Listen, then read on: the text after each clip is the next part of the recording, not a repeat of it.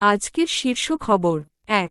সাবেক প্রধানমন্ত্রী শেখ হাসিনার বিরুদ্ধে গণহত্যার অভিযোগে বিচার শুরু।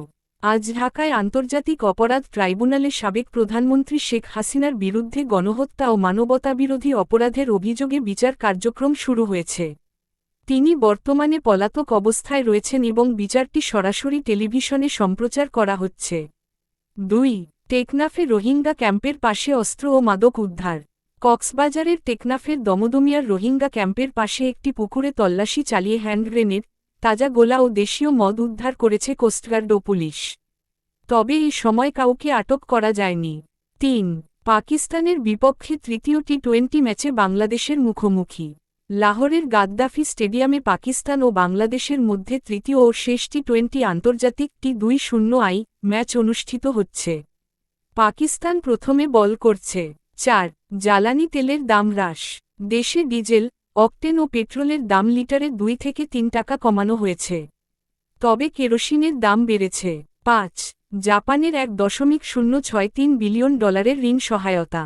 বাংলাদেশের বাজেট সহায়তা ও রেলওয়ে উন্নয়নের জন্য জাপান সরকার $1.063 বিলিয়ন ঋণ প্রদান করেছে। এই চুক্তি টোকিওতে অনুষ্ঠিত শীর্ষ বৈঠকে সম্পন্ন হয়। আজকের শীর্ষ খবর ১। সাবেক প্রধানমন্ত্রী শেখ হাসিনার বিরুদ্ধে গণহত্যার অভিযোগে বিচার শুরু। আজ ঢাকায় আন্তর্জাতিক অপরাধ ট্রাইব্যুনালে সাবেক প্রধানমন্ত্রী শেখ হাসিনার বিরুদ্ধে গণহত্যা ও মানবতাবিরোধী অপরাধের অভিযোগে বিচার কার্যক্রম শুরু হয়েছে।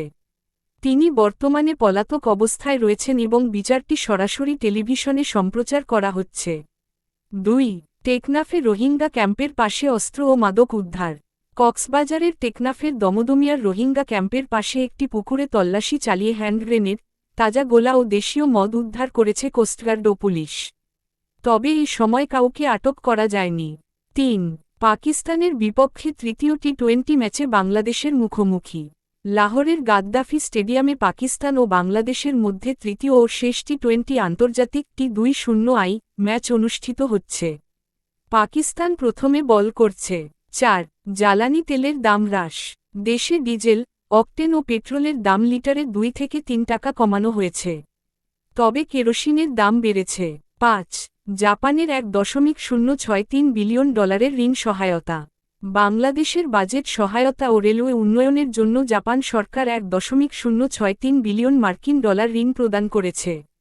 এই চুক্তি টোকিওতে অনুষ্ঠিত শীর্ষ বৈঠকে সম্পন্ন হয়।